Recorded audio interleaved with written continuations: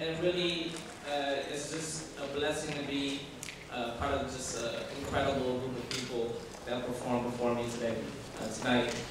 And I want to it's really just about narrating, right? Narrative is how we communicate love, is how we dialogue amongst each other.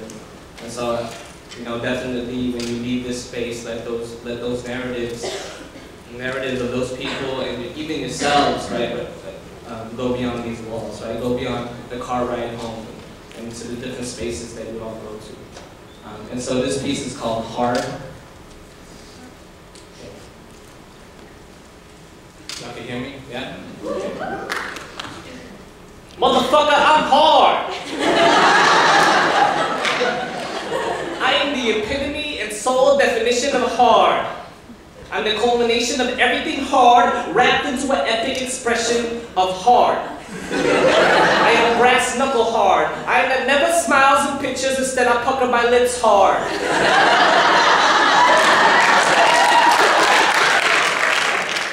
I am that doesn't eat bananas, cucumbers, or popsicles because that's gay hard. I am rose before hose hard, no homo. I am so hard I don't give a fuck unless it has something to do with me.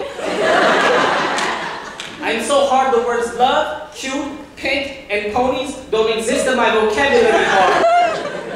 I am hard like 90s action movies, beer, and football hard. Fucking Jean-Claude Van Damme hard. I'm hard like middle school boys lying about not being a virgin in order to feel accepted hard. I am so hard, I don't wear tank tops, I wear wife beaters. I am hard, but not as hard as the system.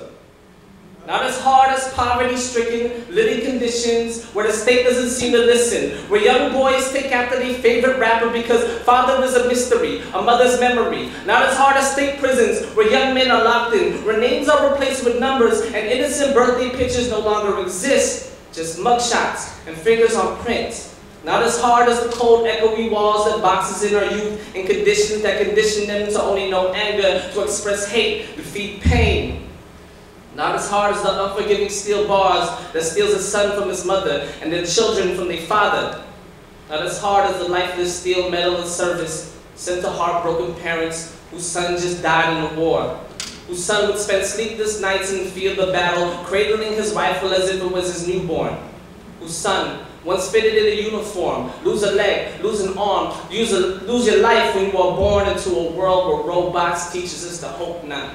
As plastic as Botox, real as what we know not, just hard, like a shell, a mask, an insecurity, just hard, like a law, a document, a privilege, just hard as if we were meant to be programmed into our mentality, keeping us all down so that we're never free. So tell me, what does hard even mean when a mother tries her best to raise a son, where labor is a constant, and transitions between shifts are simultaneous and seamless, because for them, hard means to sacrifice of sleep in order to feed a child she held in her body for 9 months. It means every day waking up, packing a child's lunch for school, one bag at a time. It means every day combating and unlearning the mental poisons of patriarchal norms. It means globalization and a mother leaving her country in order to feed a family.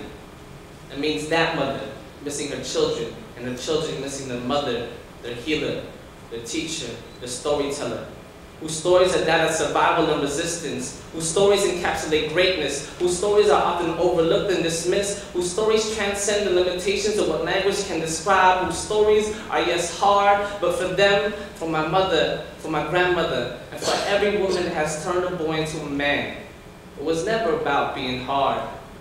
Instead, it was always about